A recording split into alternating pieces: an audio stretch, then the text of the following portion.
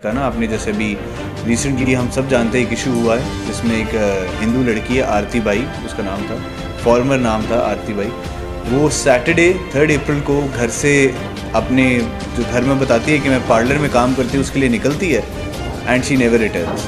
उसके ऊपर उन्होंने एफआईआर रजिस्टर कराई। जो जिस तरह उन्होंने कराई हमने उनको इनकरेज किया कि आप एफआईआर रजिस्टर कराएं, और एफआईआर रजिस्टर होने के बाद उसके ऊपर जो लीगल कार्रवाई हमने की, उस लीगल कार्रवाई में हमने उनके घर वालों को भी शामिल तफ्तीश किया। हमने देखा घर से कोई प्रेशर ना हो। हमने उसके सारे जो दोस्त हैं, अहबाब हैं, उनको शामिल तफ्तीश किया। जिस ब्यूटी पार्लर का वो घर कह कर गई हमने उनको भी शामिल तफ्तीश किया, उससे भी इंटरव्यू लिया। एक लड़का है घर का जो उनका काम करता है, वो उनके साथ जाता था उनको छोड़ने और लेने, उसको शामिल तफ्तीश किया।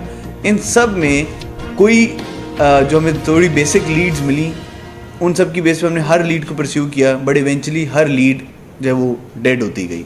किसी को कुछ नहीं पता था, कुछ नहीं मिल रहा था। इवन उसकी दोस्तें कहती थी वो अपनी बहन से बड़ी करीब। हमने उसकी बहन को भी इंटरव्यू किया। जिस लड़के के साथ वो आती जाती थी, उसको ब्यूटी पार्लर वाले ने बताया कि मैं तो इनको बहुत पहले बता चुका था मेरे पास काम नहीं करती। हमने उसको भी परस्यू किया, हमने उसको लेकिन शामिल तफ्तीश किया। इस सब के बाद हमने फिर टेक्निकल इन्फॉर्मेशन हम साथ साथ परस्यू कर रहे थे। टेक्निकल इन्फॉर्मेशन में भी उसके कोई ऐसा क्लू नहीं मिल रहा था। लेकिन इवेंचुअली हमें थर्सडे को एक क्लू मिलता है जिसमें हमें पता चला कि वो कराची है। टेक्निकल इन्फॉर्मेशन की बेस पे मिला हमें। हमने उसके लिए जो एक टेक्निकल इन्फॉर्मेशन, जो आईटी रन सॉल्यूशन हम कर सकते थे, हमने सारे इख्तियार किए। उनसे हमें एक क्लू मिला और उसकी बेस पे हमने कराची गए। कराची में हमें पता चला कि वो जी निकाह कर चुकी है और शायद लाड़काना को आई है। हमारा लोकेटर भी और वो भी लाड़काना है, और यहाँ लाड़काना से बस स्टैंड से हमने उनको अरेस्ट किया। और अरेस्ट तो नहीं कर सकते, लेकिन उसके साथ जो, क्योंकि किडनैपिंग का केस रजिस्टर हुआ था, तो हमने शकी गिरफ्तार किया उसके साथ जो लड़का था, और उसको हम दोनों को कोर्ट में सुबह 7 बजे का टाइम है जिस टाइम हमने अरेस्ट किया, और 8:30 हम सीधा कोर्ट लाए और कोर्ट खुलते हमने उनको कोर्ट में पेश कर दिया, जिसमें लड़की अपना बयान दे चुकी है कि मैं रजामंदी से गई थी और मैं शादी कर चुकी हूँ और मैं मुसलमान हूँ, जिसमें उसने अपना नाम अब आयशा बताया कि मैं अब मेरा नाम आयशा है। अगर आप लोगों के कोई क्वेश्चन है तो आप पूछें। जो कहा जा रहा है कि उसकी जो उम्र जी, वो उम्र का बड़ा मसला है। वो उन्होंने जो 22 साल एफआईआर में जो 22 साल की है, जो अभी उनकी वसा कह रहे हैं कि 16 साल और पुलिस ने 22 साल लिखे हैं इसमें। तो इसीलिए आप क्या कहेंगे कि उसकी उम्र जो है वो कितनी है, या उसके हवाले से कोई इन्वेस्टिगेशन होगी, क्या होगा? देखिए, इन्वेस्टिगेशन तो जो कोई करना चाहे, जैसे कोई करना चाहे, हम इन्वेस्टिगेशन तो बिल्कुल 100% मेरिट पे होगी और हो रही है।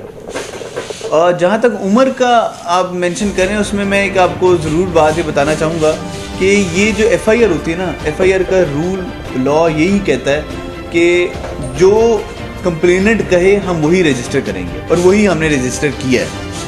इन्होंने खुद 22 साल उसकी उम्र बताई थी, ठीक है, इन्होंने जो एफआईआर में लिखवाया हमने लिख दिया। लेकिन एक इंटरेस्टिंग बात है, उस लड़की का आईडी कार्ड नहीं बना हुआ। ये बात उन्होंने पहले बताई थी और हमने इस चीज़ को कंसिडर किया था। लेकिन उस लड़की का बे फॉर्म भी नहीं बना हुआ। अगर आईडी कार्ड नहीं तो बे फॉर्म भी एग्जिस्ट नहीं करता।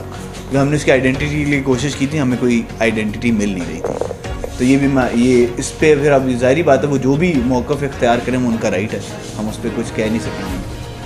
अभी अदालत से क्या हुक्म हैं और कब कितने दिन तक तालमा है और उस पर क्या होगा आगे process? Till the completion of the investigation तो वो दारुल-उलमान भेजा जाता है। दारुल-उलमान भेजने की रीज़न ये होती है कि लड़की जैसे चाहे, लड़की को जब लड़की अपने घर भी ना जा सके और लड़की कहीं और भी ना जा सके, तो लड़की को स्टेट की प्रोटेक्शन के अंडर हम दारुल-उलमान भेज देते हैं। जो लड़का हमने शकी गिरफ्तार किया था, उसमें जज साहब ने उनको 3 दिन का रिमांड दिया उस लड़के का।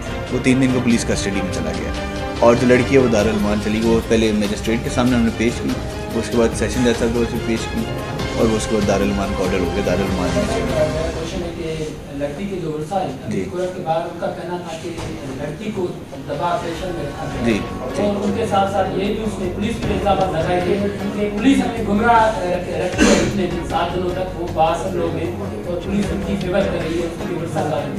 अच्छा, इसमें मैं पहली बात क्लियर कर दूं, वो जितने भी बाअसर हैं उनके लड़के का 3 दिन का पुलिस कस्टडी रिमांड हो गया। क्या बाअसर होंगे वो, जबकि एक लड़की की और दूसरा लड़की कोर्ट में पेश होती है, 164 की स्टेटमेंट देती है विटनेस की कि मुझ पे कोई दबाव नहीं है।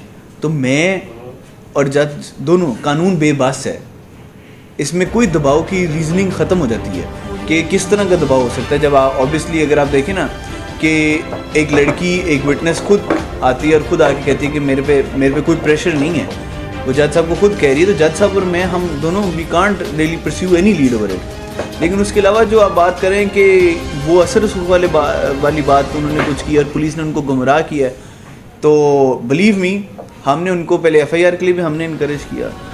6 दिन के अंदर हमने उस लड़की को without any lead, without any possible help from the complainant, हमने 6 दिन में लड़की को रिकवर करके उनके ओवर हैंड ओवर किया है। ये पुलिस की आई थिंक इससे ज़्यादा एफर्ट नहीं की जा सकती। 6 दिन के अंदर पूरा प्रोविंस है सिंध हमने उसके पूरा फॉलोअप किया, हर तरह से किया, उसकी एक एक बात रन की और हम इवेंचुअली भी गॉट टू है।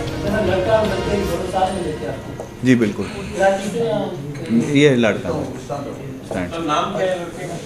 लड़के का नाम है फवाज अली।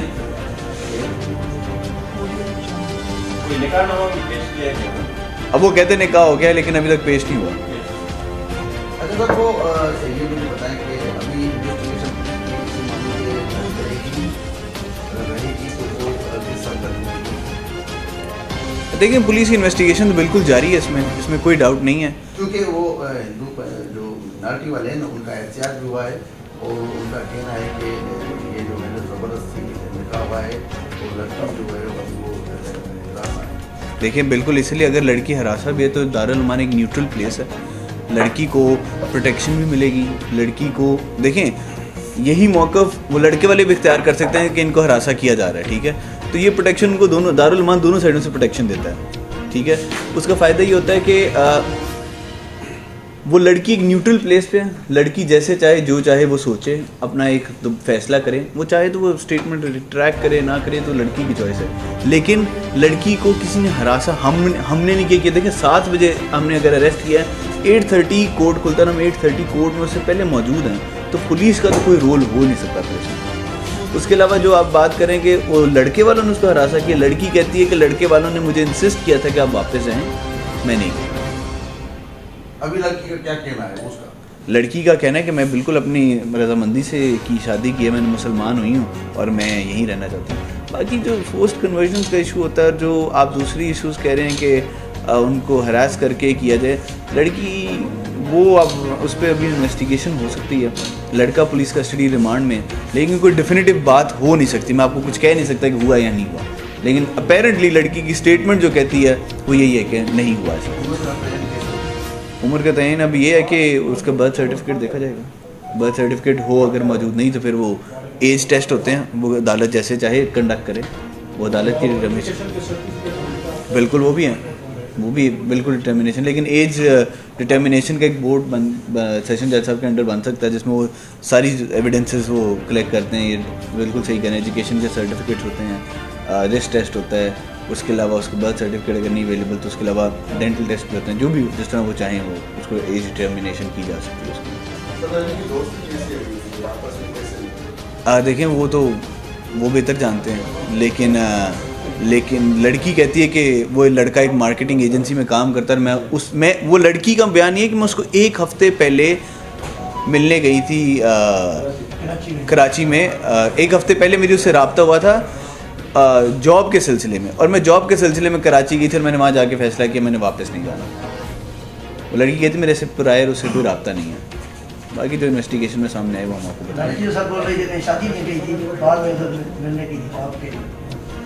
नहीं, लड़की कहती कि मैं जॉब के लिए गई थी फिर मैंने वहाँ जाके शादी की है, लड़की ने ये बयान दिया था। Thank you sir. Thank you.